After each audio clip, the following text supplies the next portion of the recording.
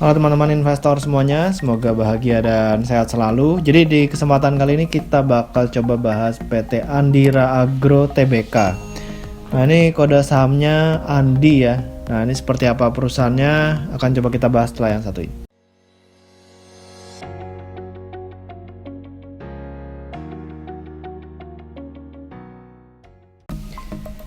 Nah jadi kalau misalnya kita lihat dari websitenya, ini di sejarahnya Andi ini merupakan perusahaan yang udah berdiri lama nih, dari tahun 1995.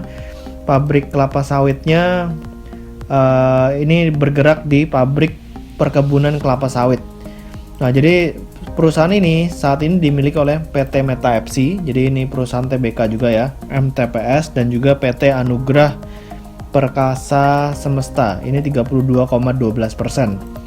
Nah, lalu kalau misalnya kita lihat dari kinerja terakhirnya di 30 September 2020, di sini kita bisa lihat asetnya ini mengalami kenaikan dari 487 miliar menjadi 522 miliar. Lalu kalau misalnya kita lihat dari utangnya, di sini bertambah cukup banyak ya utang jangka pendeknya, tapi utang jangka panjangnya justru turun. Ya, jadi ada perpindahan utang bank dari yang jangka panjang ini pindah ke jangka pendek. Makanya kalau misalnya kita lihat jumlah liabilitasnya ini cuma naik sekitar 10 miliar ya. Dan ekuitas naik cukup lumayan dari 259 menjadi 283. Nah, artinya perusahaan ini mengalami profit yang cukup lumayan nih di 30 September tahun 2020. Nah, kira-kira apakah memang dari operasional apa enggak ya, kan kita pengen ngeliat. Lalu kalau misalnya kita lihat dari penjualannya di sini turun ya dari 211 menjadi 178 miliar.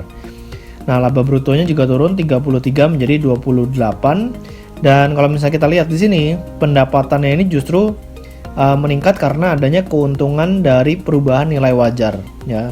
Perubahan nilai wajar produk agriculture ini meningkat dari 13 miliar yang di tahun 2019 meningkat menjadi 23,1 miliar. Nah, makanya di sini laba usahanya bisa naik dari 31 menjadi 36.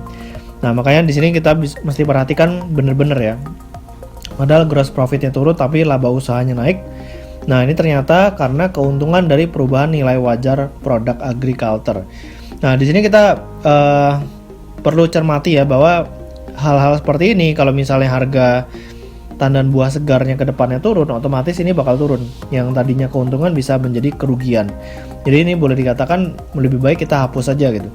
Dan kalau misalnya kita hapus, laba tahun berjalannya yang tadinya 24,8 miliar, ini sisa cuma jadi 1 miliar. Nah, sekarang kita coba lihat harga sahamnya si Andi. Nah, si Andi ini kalau misalnya kita perhatikan, market cap-nya itu 468 miliar. Ini di harga 50 ya. Di harga 50 ini 468 miliar.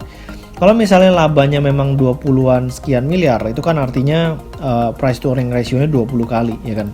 Tapi kalau misalnya keuntungan dari perubahan nilai wajarnya ini hilang, labanya itu kan sisa 1 miliar kan.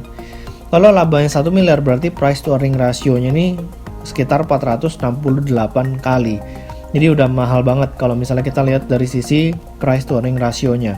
Dan kalau misalnya kita lihat dari current price to book value-nya di 1,65 kali, ini kalau misalnya boleh kita katakan udah nggak murah-murah banget gitu ya. Jadi udah cenderung premium. Kalau misalnya kita lihat dari sisi PBV-nya. Lalu kalau misalnya kita mau bandingin nih sama kita bandingin sama Ali kali ya.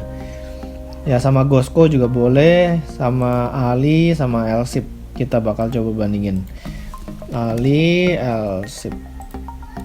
Nah, kalau misalnya kita lihat dari sini, Ali sama Elsip itu punya PBV lebih rendah daripada Andi.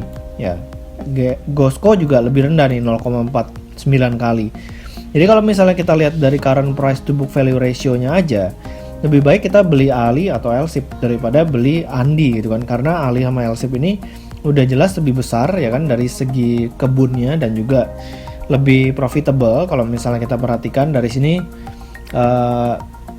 di sini kan profitnya bisa naik karena tadi ya ada adjustment dari harga ke perkebunannya, sementara Ali angkanya yang seperti itu nggak terlalu besar gitu. Sementara Elsip juga di sini bisa 26% net profit marginnya. Nah, jadi kalau misalnya kita lihat dari sini, kita bisa simpulkan bahwa Andi ini sahamnya boleh dikatakan mahal ya, walaupun harganya 50. Jadi jangan terjebak dengan nominal harga, lebih baik ngecek kira-kira labanya berapa, terus kita bandingkan dengan market cap-nya berapa. Lalu kita bandingkan lagi dengan perusahaan-perusahaan sejenis di dalam industrinya. Kalau misalnya memang dia murah, ya berarti murah. Tapi untuk kasusnya Andi ini, dia masih bisa dikatakan cukup mahal ya. Oke, jadi demikian dari saya tentang Andira Agro Tbk. Semoga videonya bermanfaat. Jangan lupa buat di subscribe YouTube channel saya dan juga follow Instagram saya di Pesan Saham. Sampai ketemu di video berikutnya. Selamat berinvestasi.